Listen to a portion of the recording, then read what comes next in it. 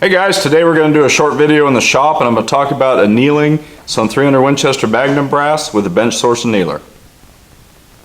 Okay, before we start annealing, let's talk a little bit about the process of annealing and what it does for us. To anneal something is to heat it up to a certain temperature and then allow it to cool slowly.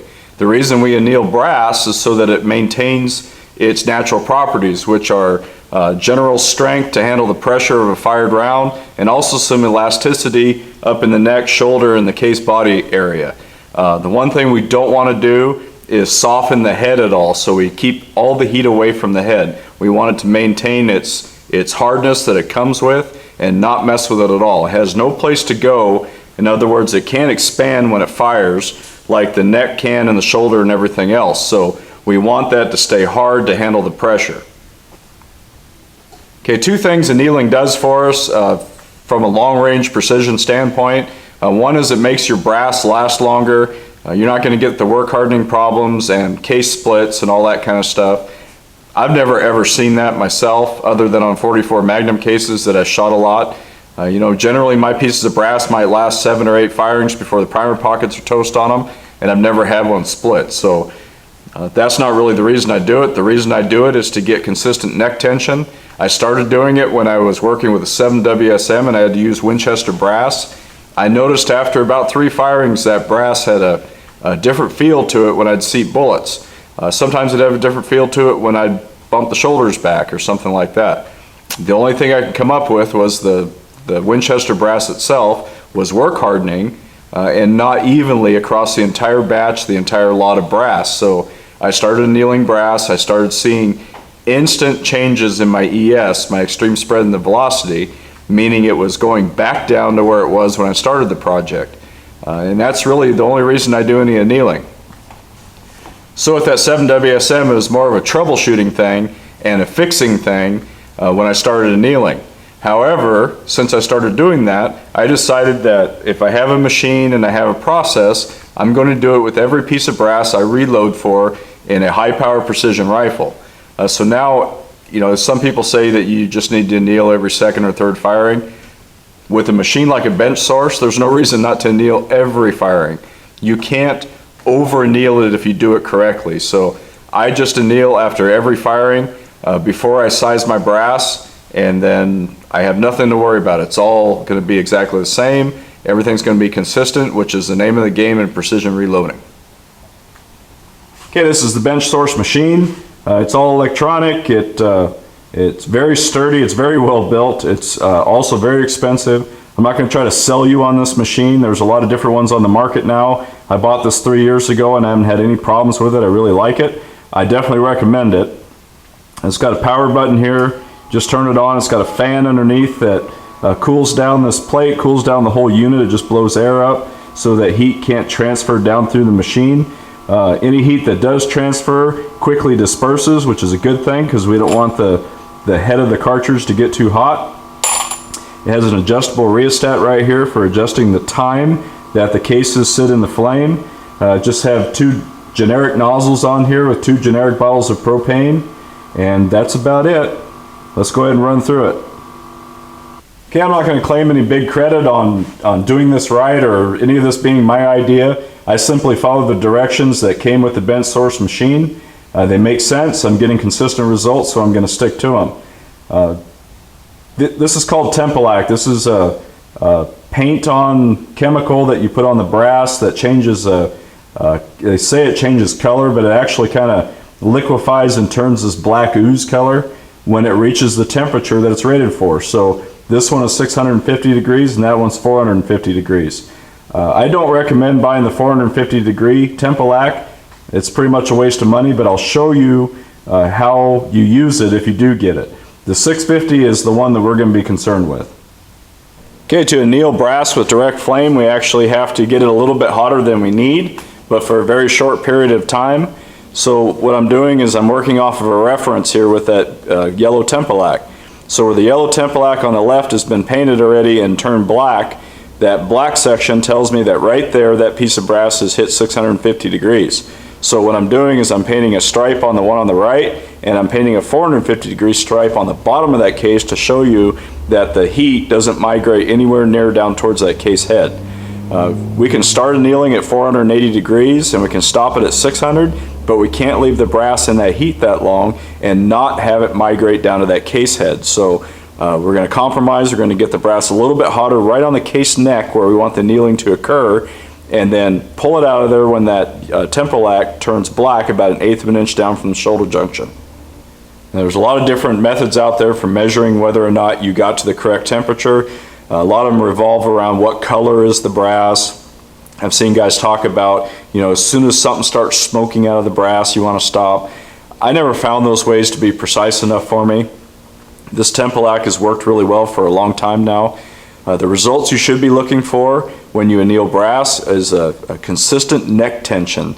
And through that consistent neck tension, you're going to get low extreme spread on your velocities. You're going to get low vertical dispersion on long-range targets. That's what the name of this game is all about. So look for the precision, look for the consistency, and don't worry about what somebody else tells you to do.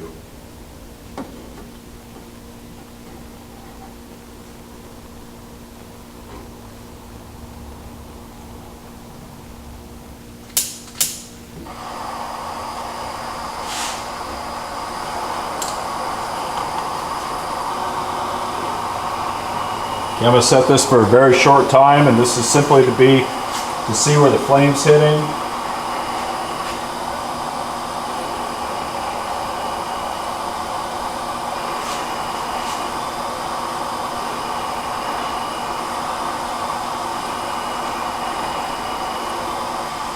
You want that flame to be right at the neck shoulder junction, mostly on the neck.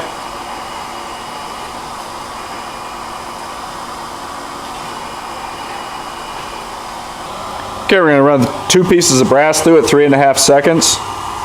Remember, this is a combination of the amount of heat placed on that piece of brass and amount of time that it's in the heat. So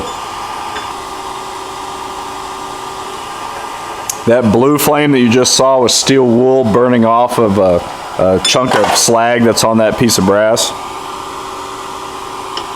All right, you can see we're almost there.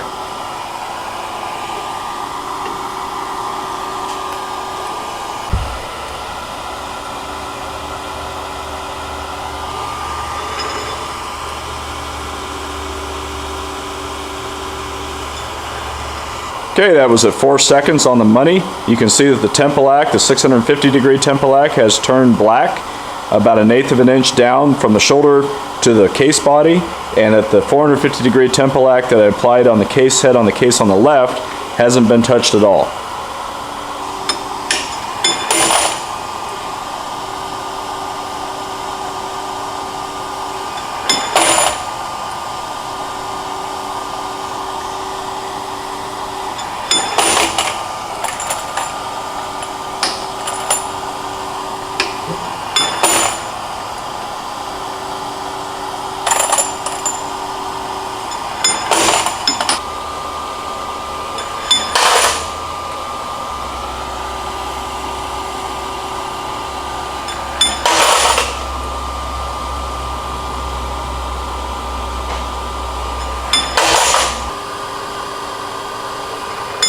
Remember, you do not have to quench these cases like this.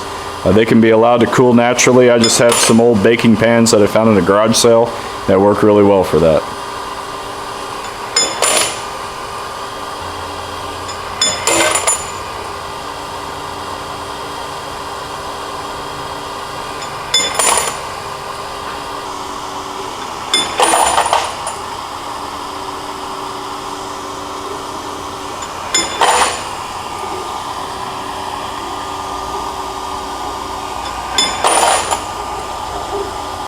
All right, well, that's 98 pieces of 300 Win Mag brass. This is Winchester head stamped.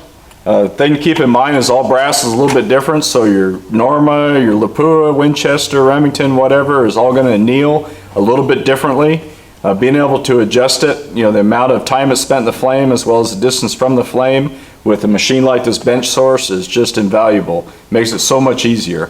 You know, this is all a results-driven deal. I wouldn't do this if I wasn't getting positive results from it.